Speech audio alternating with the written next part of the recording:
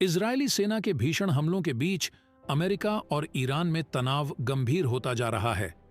America ने अपनी सेना पर कई हमलों के बाद अब जवाबी कार्रवाई की है।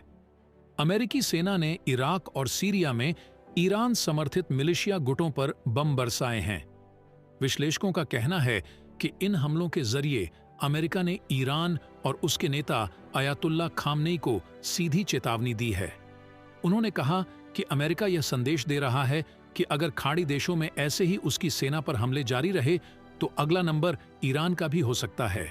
अमेरिका और ईरान समर्थित मिलिशिया गुटों के बीच लंबे समय से छिटपुट हमले होते रहे हैं, लेकिन अक्टूबर 17 से 25 के बीच में इन हमलों में तेजी आई है। इन गुटों ने 16 ड्रोन और रॉकेट हमले अमेरिकी सैनिकों पर इराक और सीरिया में किए हैं। इन हमलों में एक ठेकेदार की मौत हो गई है और 21 सैनिकों को हल्की चोटें आई हैं। अमेरिका की ईरान को यह खुली चेतावनी दो भागों में आई है।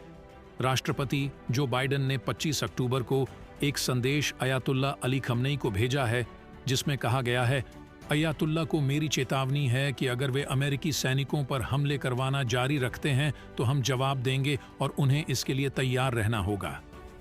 इस बीच गुरुवार को ईरान समर्थित मिलिशिया गुटों ने अमेरिकी ठिकानों पर 3 बार हमला बोला। इसके बाद अमेरिकी वायुसेना के F-16 विमानों ने सीरिया में इराक की सीमा के पास रात के अंधेरे में ईरानी सेना और मिलिशिया गुटों के हथियारों के गोदाम पर जोरदार हमला किया। इस हमले के बाद अमेरिका के रक्षा मंत्री लॉयड ऑस्टिन ने जोर देकर कहा, अगर ईरान समर्थित गुटों के हमले जारी रहे तो हम अपने लोगों की रक्षा करने के लिए जरूरी कदम उठाने से परहेज नहीं करेंगे। अमेरिकी रक्षा मंत्री ने साफ कहा कि कोई भी देश या मिलिशिया गुट हमले नहीं करे, नहीं तो इससे क्षेत्रीय संघर्ष भड़क उठेगा। अमेरिका ने ईरान को तो अपना जोरदार और स्पष्ट संदेश दे दिया, लेकिन क्या ईरान इसे सुनेगा, इस पर संदेह है। विश्लेषकों का कहना है कि इजरायल पर हमास के हमले के लिए पैसा, खुफिया मदद और हथियार ईरान की ओर से मुहैया कराया गया है।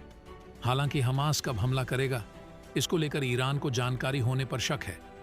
यही वजह है कि ईरान ने जब खुद को फंसा देखा तो दावा किया कि वह इजरायल पर हमले में शामिल नहीं है।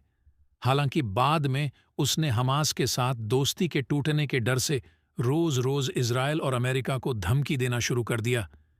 ईरान भले ही धमकी देने में जुटा हुआ है, लेकिन इस बात के अभी कोई साक्ष्य नहीं है कि ईरान हिजबुल्लाह या हूती विद्रोहियों की मदद से पूरे क्षेत्र में या इजरायल के खिलाफ संघर्ष को छेड़ना चाहता है।